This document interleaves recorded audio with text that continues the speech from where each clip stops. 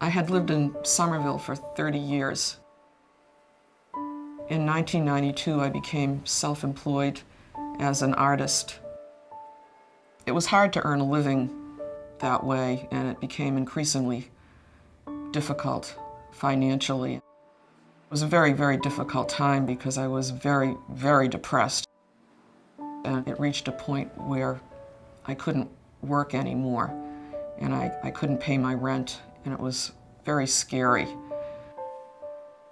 When I first started not being able to pay my rent, CAAS started looking for rent money for me and talked to my landlady several times, reassuring her that they were trying to find the money.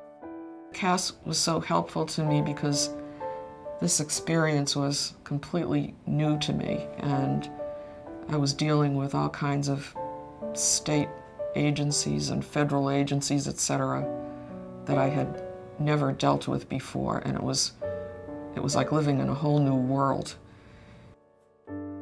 CAAS was a lifesaver for me.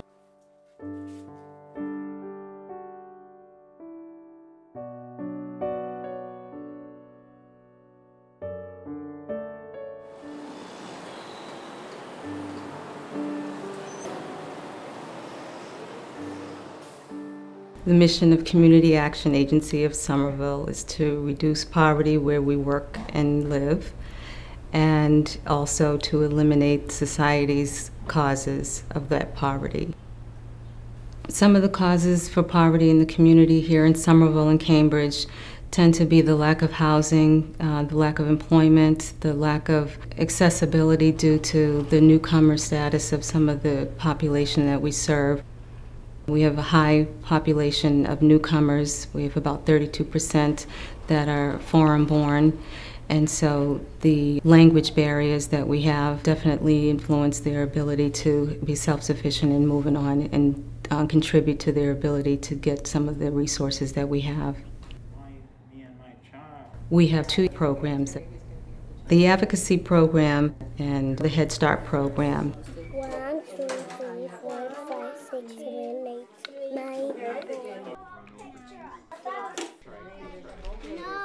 Head Start offers a real holistic approach to the care of both the child and the family. In particular, we have the Fathers Program, we have the Parent Resource Center for the intergenerational programming that goes on as well, and the health and nutrition resources for the entire family. At CAAS, Head Start is definitely more than just a daycare for kids. They work with not just the child, it's more focused on family development. Because if you help the family, eventually it trickles down and you are helping the child as well. They teach ESL programs to a lot of the parents. They do a lot of home skills, like they teach people how to cook, which is something I myself would love to learn one day. Once I get the time, I know it will be available through CAAS. I took part in an early childhood class that CAAS provided to parents, and for the parents it was actually free. To me it was just feed them, clothe them, send them to school. The plan is discipline, it's health, it's nutrition, it's working with the co-parent, whether your relationship is good or bad, working together in the best interest of the child. With so many different aspects, and it really opened my eyes, and hopefully I think it made me a better father and a better parent. So then remember, you're going to try this in. The Parent Resource Center at Head Start offers an opportunity for both parents and grandparents to be able to socialize, and also offer the children an opportunity to see intergenerational communication. I've worked for Head Start since 1981. I have had 6 children that have gone through the Head Start program. Without the Head Start program, I believe I wouldn't be here today. I had many emotional problems. I went through a lot of personal issues that the Head Start program helped me. I was 500 pounds and I wouldn't leave my home. and they encouraged me to come out.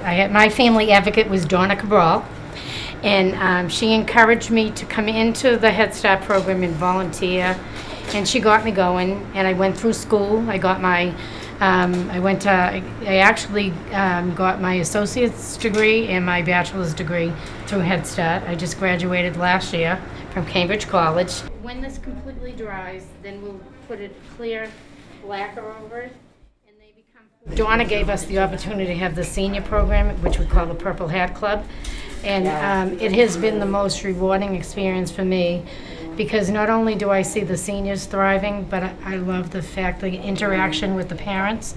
We have a generational workshop. It's just wonderful.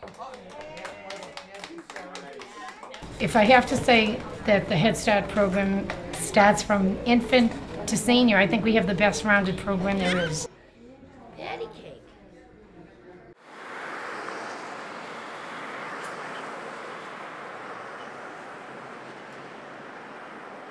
The advocacy program is about helping and empowering people, advising them, counseling them, supporting them. We have run an eviction prevention program for 15 years. We meet with tenants who are being evicted in a very short time frame and give them the support and advice that they need. We will help them with applications. We will help them with defenses to the eviction.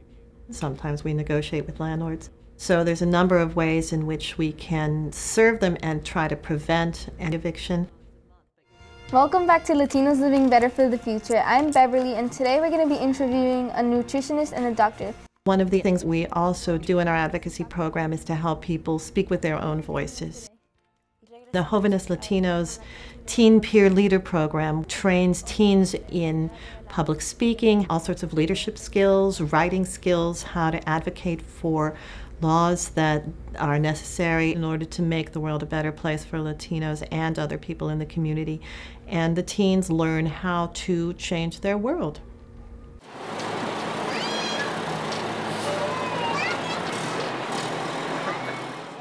If they don't speak English, I can talk with people in Spanish. That's the business for you. Flip it. Right. Yes. Great. Or we can present them with the one that's in their language. Right. We have it in Spanish, French, and Portuguese.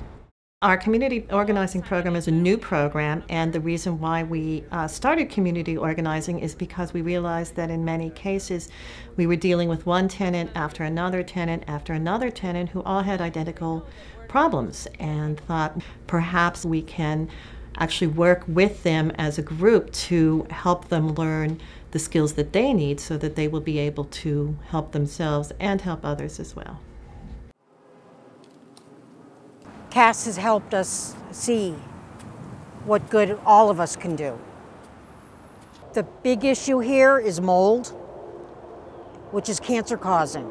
And my daughter developed asthma after we moved here because we've had mold in our apartment. So the more we help the tenants to keep up with their maintenance issues, the more we keep that issue at bay. And that's the way it should be.